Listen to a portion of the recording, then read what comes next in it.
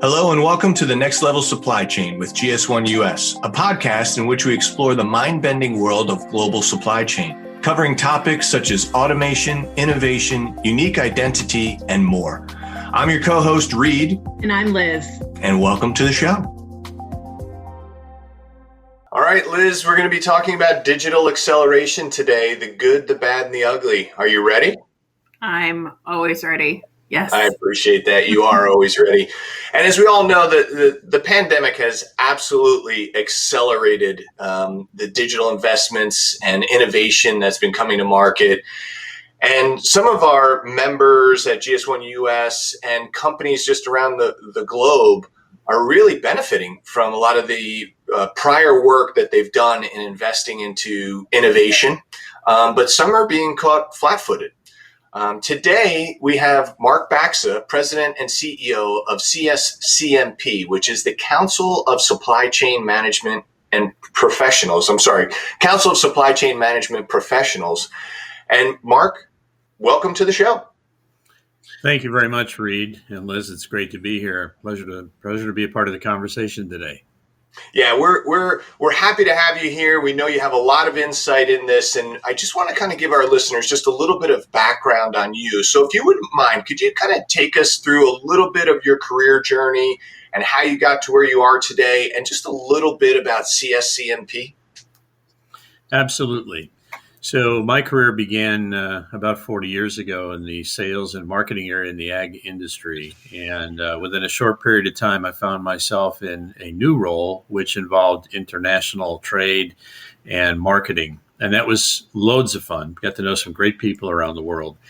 And from there, went back into various functions within the commercial side, commercial leadership of the business, and then on to sales and marketing leadership. And then about halfway through my career, I found myself back into the supply chain, which focused on logistics and distribution domestically, and then into the international space, which I really find absolutely fascinating.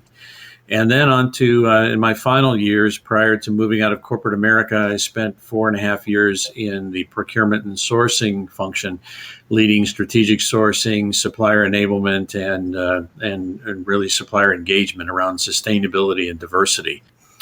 When I retired in April of 2018 from corporate America, one foot out of the door there and into the new door, which is the formation of my trade compliance and international supply chain consulting practice called Fernia Creek. And that's now 3.5 years old. We have a team of consultants working around the world and also trade attorneys. And that has been very, very enjoyable to help companies succeed in this space. Yeah. And then my career with CSCMP, volunteer career, spans about 23 years.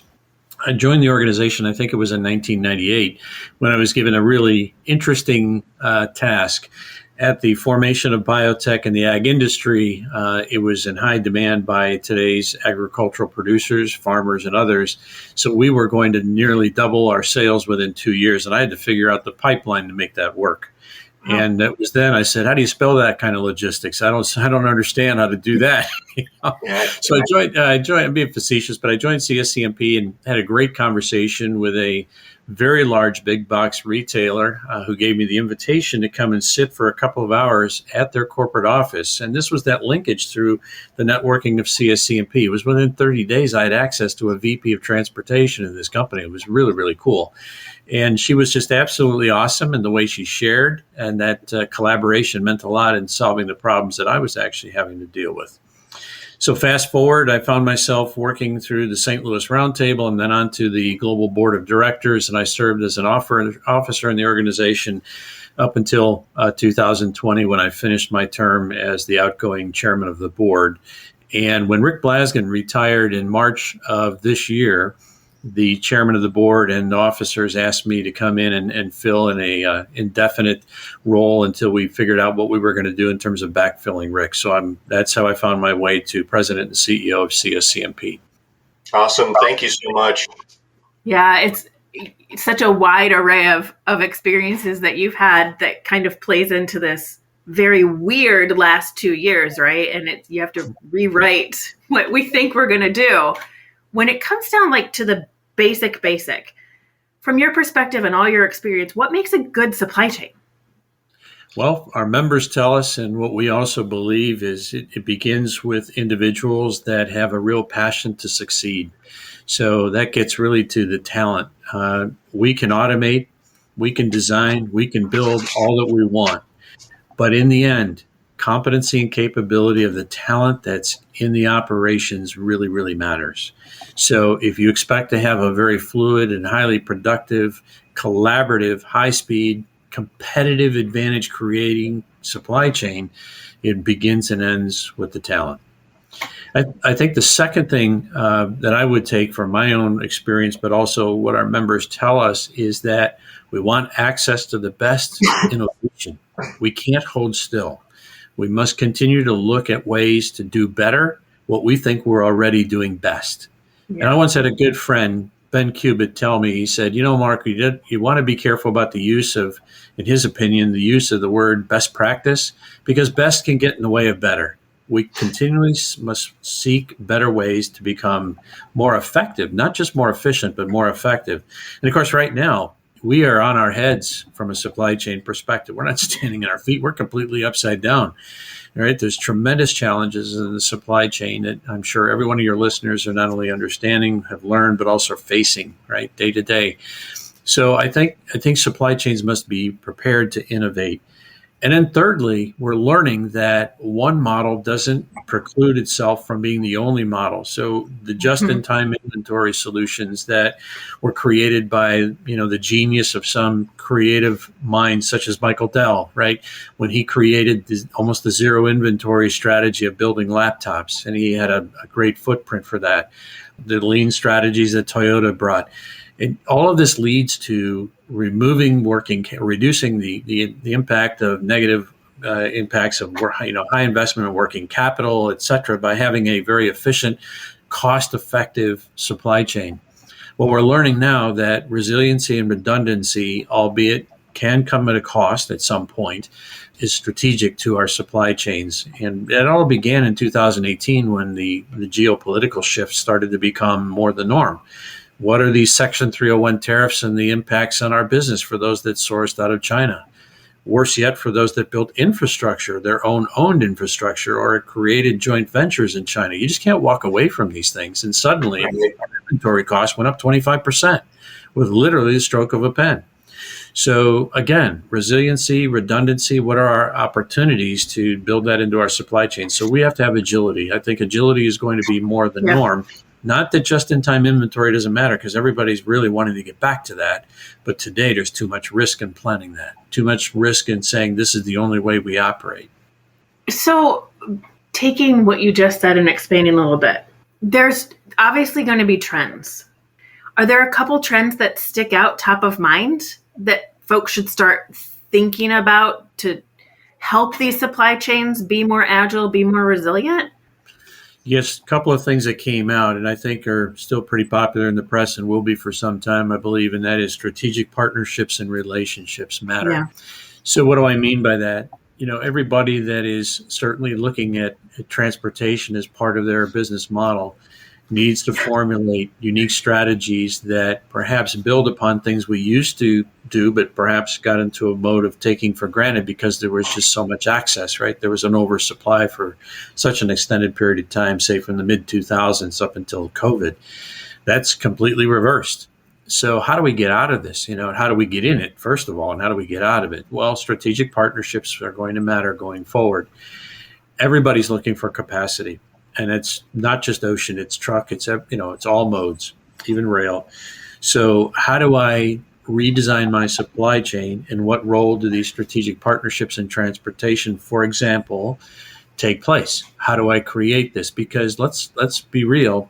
If I just take the ocean industry, ocean providers, steamship lines, NVOCCs, they're all looking for ways that they're going to build their business going forward as well, because they're not only making record profits, but they know that's going to come at some risk going forward, right? The pendulum will swing. So in order to protect that future, they're thinking about strategic partnerships. Shippers are looking for the same thing. I got to figure out how I'm going to get stuff on the boat, right? Or in the truck. So I think there's a new way of doing these strategic partnerships that will play out, but in the long run, it's going to make a bigger and different play. Longer contracts, longer terms, commitments for capacity are going to say, okay, we want protection on our side, we need protection on your side, right? Everybody has to come together in a different way. Yeah, Mark, I'd like to cut in there if I could, because we were talking a little bit earlier as we were getting ready for the podcast, and we talked about, the impact of different variables. And you just talked about, talent being important, innovation, and then the strategic partnerships. And you just hit on a nerve for me because, we work on partnerships all the time, but typically it's one-to-one, right? It's one partner to the other partner. But when we really look at supply chains, it's multiples, but there's that implications of the one up, one down contractual relationships that we all have. But let's just talk about the example of, what's going on in LA with the shipping. The offloaders have now come to an agreement. They'll work 24 hours, but now the problem is there's no trucks to put them on.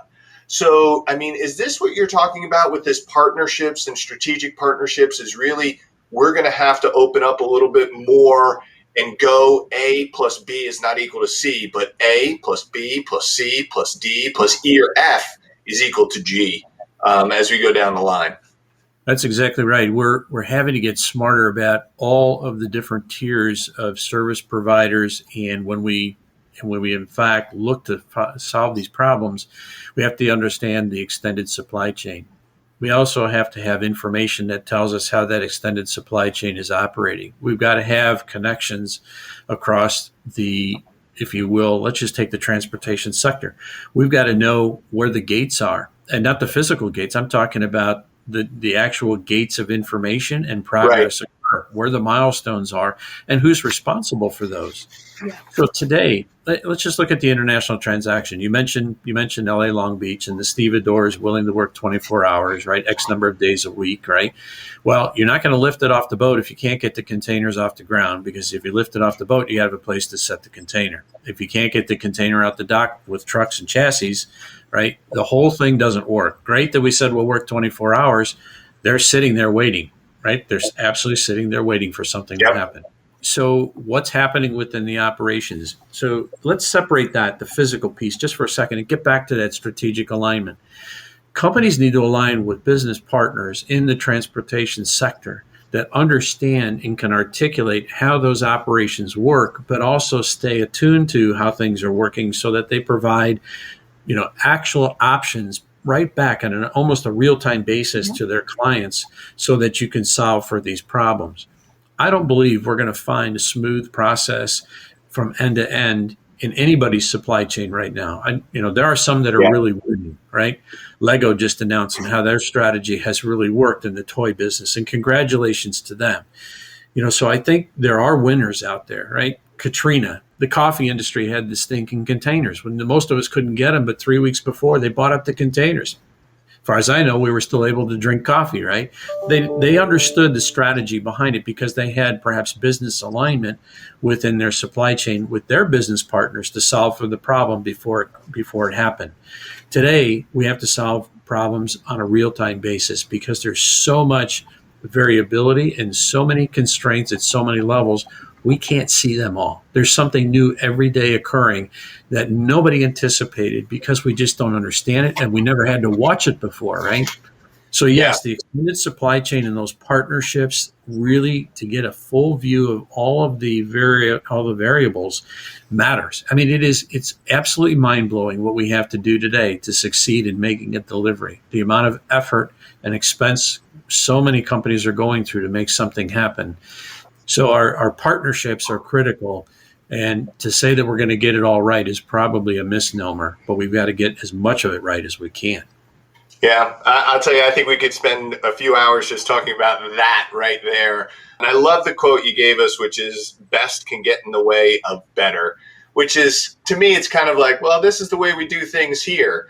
It's not always the best way, and innovation is continuous. We always have to be looking forward. So let me just change gears here just a little bit, because I know your organization you did a survey-based research study surrounding digital transformation and supply chain planning.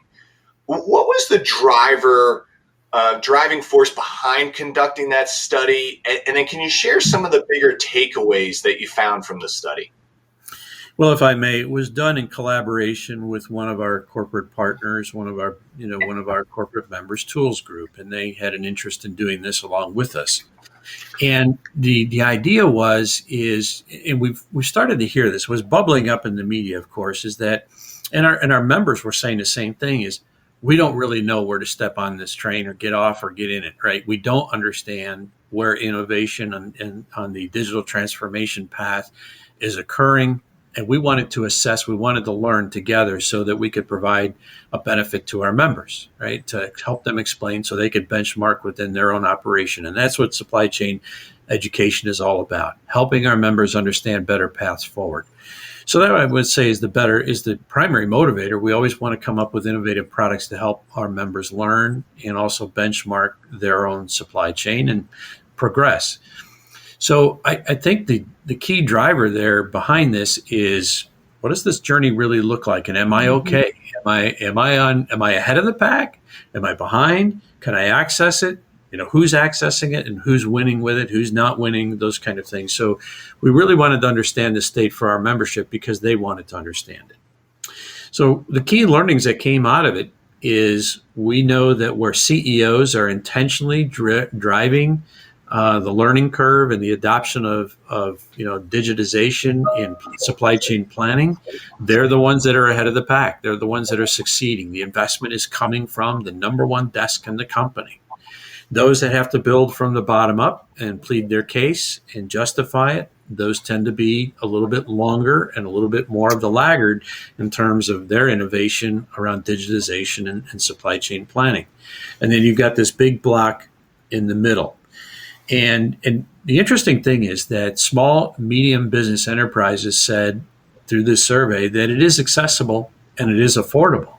So the amount of transformation that's occurred in the IT, if you will, digitization side of the supply chain has been fantastic in the last 10 years. That's great to hear. And I'm glad that you made the point of the small, medium businesses, because it is. I mean, the digital transformations that have happened from a technology standpoint have leveled the playing field, if you will. I mean, I remember being back in the days where you needed, a good $5-10 million just to invest in the infrastructure before you could use it. And Now you're seeing small, medium businesses get some timeshare with significant compute power to just get their feet into the game, if you will. So I appreciate you sharing that. Yeah, and actually that's a good segue, Reed, too, because with the pandemic and that need for digital acceleration, I think the study I wrote, 42% of the organizations from the study say that the pandemic has accelerated their digitization plans. Yeah. Do you think that that's going to not only accelerate, but shift the priorities too, and shift how they do it? Well, there's always the learning. In my experience in leading a large global IT-based project for international trade, you develop your scope, you begin your implementation, and then you have real discovery. One individual that was a trusted friend of mine said, "You better watch the master data, Mark. You better watch the master data."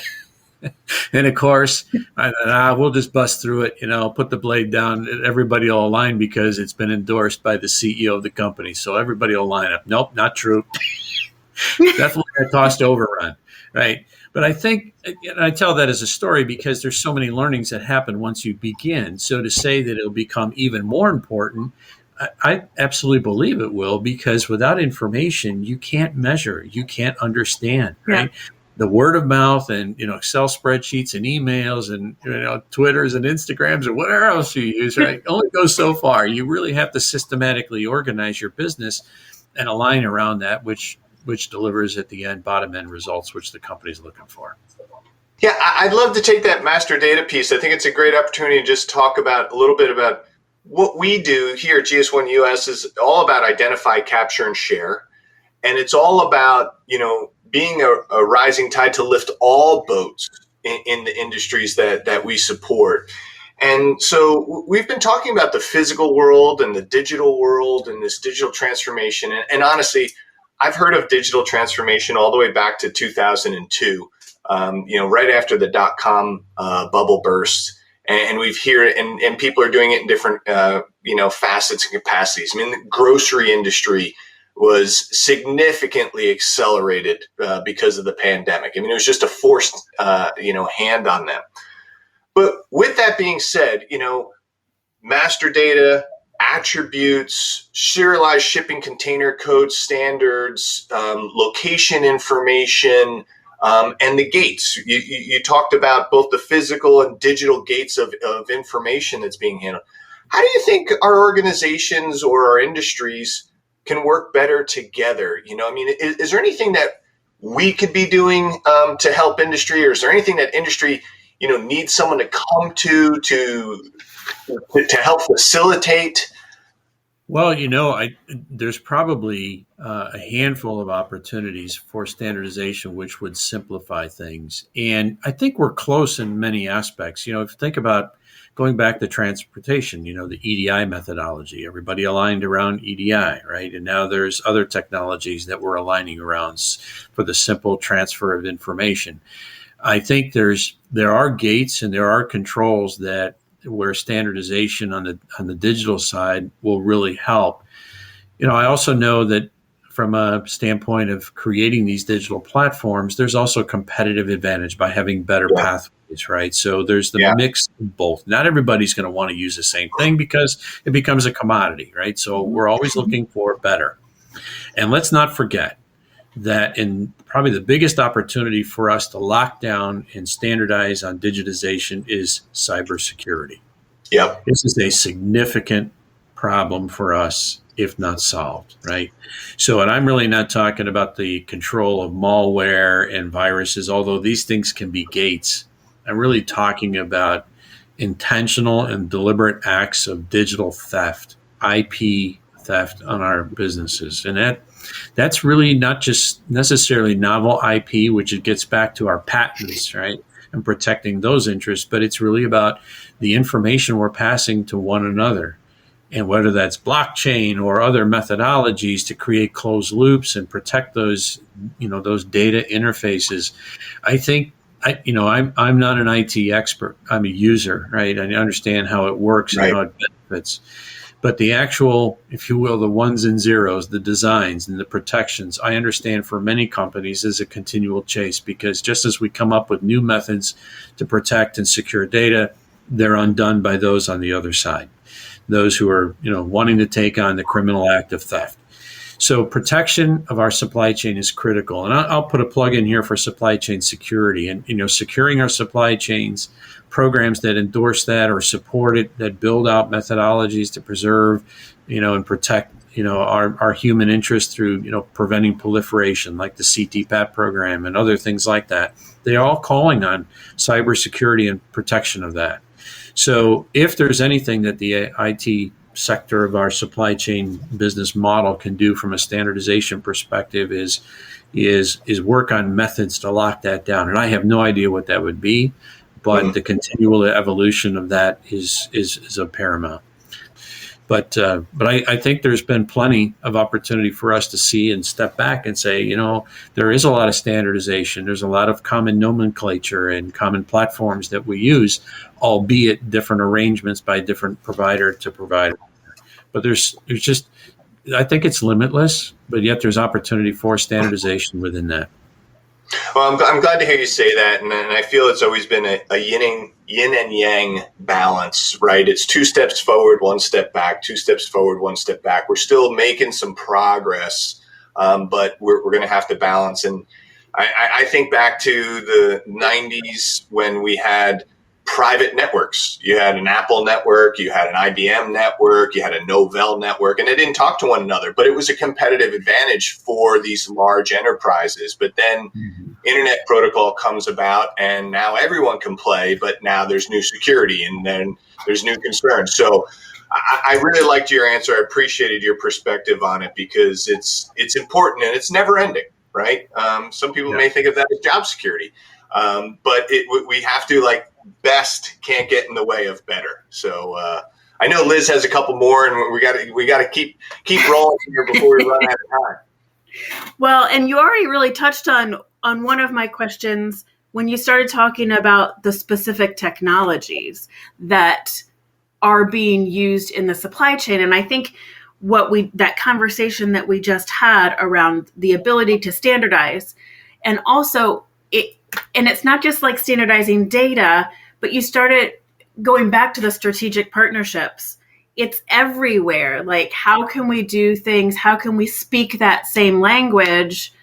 Because cybersecurity, I'm picturing this big spider web. We have a bunch of spiders down here in Georgia right now that are terrible. And so I'm picturing this big spider web, and it's hard enough to know where you're going to get your pallets from, but then put cybersecurity on the top of it, and it just gets that much more complex. So that wasn't a question. That was just more like, it's this huge opportunity, huge challenge that everybody's faced with. Throw a pandemic in the middle of it, and it's a huge opportunity, I think. But how are you successful in it? So my question was about specific technologies. Is there something that is sticking out, or is it just everything? Yeah, I mean, is it RFID, computer vision? Are you seeing something new that's come along? The use of handhelds, we're seeing in Florida and Wyoming, driverless tractor trailers. I would say that everything you mentioned is in play, right? So a lot of this is on the innovative edge or the cutting edge, and the investments are continuing. We're seeing our members are telling us this is where we're looking to invest, and everybody's in different places.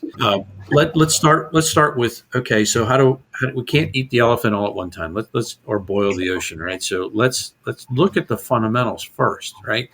You have to get within your supply chain visibility from the initial order all the way through the ultimate delivery and the payable piece of that delivery and everything else in between. And the critical visibility is, where are things on the order process, what's been placed against the manufacturing floor, what's being built, so that I can prepare to move the goods from point A to the ultimate point Z, wherever it needs to be, whether that's business to business, business to consumer, it doesn't matter. But I need to understand the visibility of product flow and information in my business, because if I don't have that, I don't have anything to add to it, right? You have to get that right first. You can't just come in and place artificial demand sensing intelligence when you don't have a demand profile built, right? You have to have that first.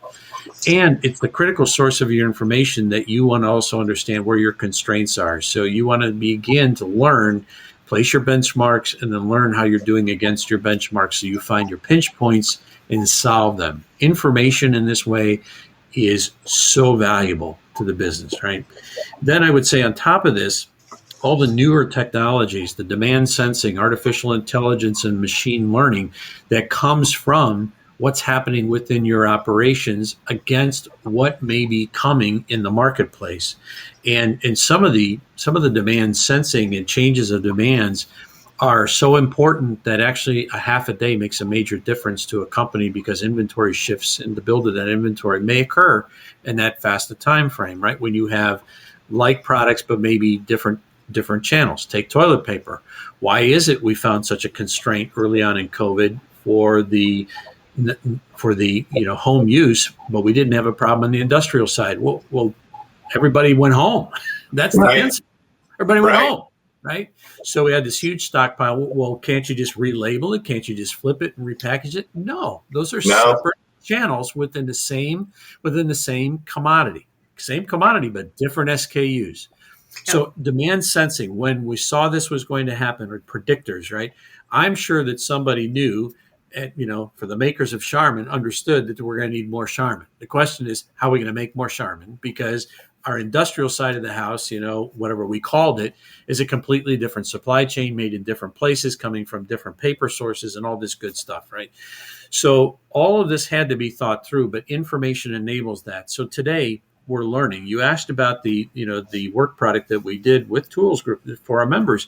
The cool thing is we understand where innovation is occurring and investment in, if you will, supply chain planning. There's also a path to use of artificial intelligence and machine learning. This is being experimented with at a high rate of speed right now because people want to learn and grow faster than we ever had before, because the dynamics of our end consumer the demand are in fact accelerating. Things are changing, and they're going to change again this year. They're going to be different than they were last year. Not everybody's at home. We got people working in hybrid environments. Look at the automobile industry. Who would have thought that we would have such a deficit in automobile parts? We would have thought everybody kept driving their own car and, whatever, and the new cars would have suffered. Well, we turn around and we still need new cars, can't get parts, can't get semiconductors, and everybody's fixing their car at home. Who would have ever thought? So I think the reality is, how do we sense these demands? How do we learn? We can do some of this heuristically, but we actually have to have the enabling solutions, the new theoreticals, the new innovative, if you will, digital platforms that help us understand these actual triggers. We can't do it all on our own. We need some level of sophistication, and that's got to come from the digitization side of supply chain.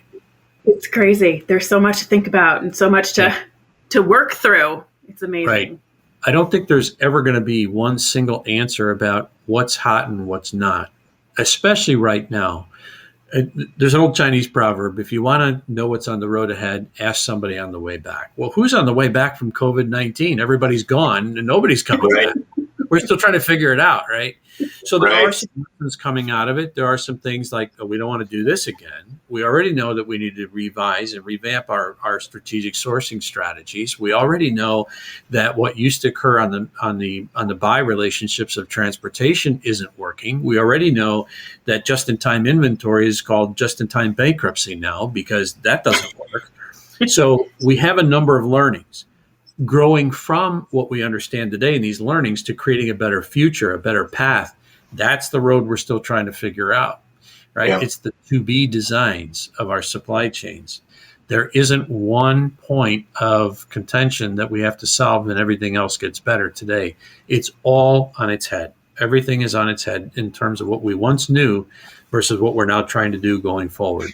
Mark, this has been amazing, and I know that Liz and I would love to continue with this conversation, and maybe we can have you back for a second one, but we are running out of time, and we're going to have to wrap this up. And so we typically do a fun thing at the end with asking 2 questions, just to kind of wrap this up. So I'll let Liz go first with the question. So from your perspective, personally, what is your favorite piece of technology that you're using today? It could be streaming. For me, I have been tracking my children on their watches because they have newfound autonomy going out in the neighborhood. What's your favorite technology right now? Oh, well, great you asked that. So my wife and I just restored her historic home in Springfield, Illinois, and we've opened it up as an Airbnb. It's formerly was the North Round Prairie Schoolhouse. It was a country schoolhouse. And my favorite technology, is anything app related, because we're controlling the thermostat in the home, we're controlling the water softener, we're looking at security platforms with our Arlo technology. I mean, it's it's Isn't that amazing that you can have all the information remotely and you don't have to travel every time? That's right. We're even programming the door locks to the house to let people in and out with the last 4 digits of their mobile phone number right from our kitchen. So it's awesome. Yeah, that is really cool. I'm glad that's a great example. So the last one we have for you today is, we talk about breaking our brains, right? Like something's happened in our lives. It could have been when you were younger, or, young adult, or, after you retired or something happened. But what's something that, you experienced in life that just broke your brain and you looked at the world differently afterwards? Well, I have a concept. Just because it's the way you've always done it doesn't mean it's the way you always should do it, right? And I have found, being in supply chain, that no 2 days, no 2 events are the same. But when I really got into the international side, I was absolutely blown away by the amount of variables that occur. So I don't know that I can put my finger on any one thing. I could just say it was holistically the process that no 2 days, no 2 shipments are exactly the same. It just doesn't go that way. Yeah. I love your international. It wasn't until I was well into my 30s that I left the United States to visit a family member who had moved overseas, and that was my first time. And was like that Pulp Fiction movie. It's not a quarter pounder with cheese. It's a Royale with cheese. It's different. It's just a little bit different. Well, Mark, we can't thank you enough for spending the time with us today and for sharing your experience and your knowledge. I mean, we are in unprecedented times. The world is changing. There's no looking back. We can only look forward. And I love the strategic partnerships and just communicating with each other. So thank you again for sharing your experience with us today. Really appreciate it. It's been my pleasure. Thank you for joining the Next Level Supply Chain with GS1 US. If you enjoyed today's show, you can subscribe to our feed or explore more great episodes wherever you get your podcasts. Don't forget to share and follow us on social media. Thanks again, and we'll see you next time.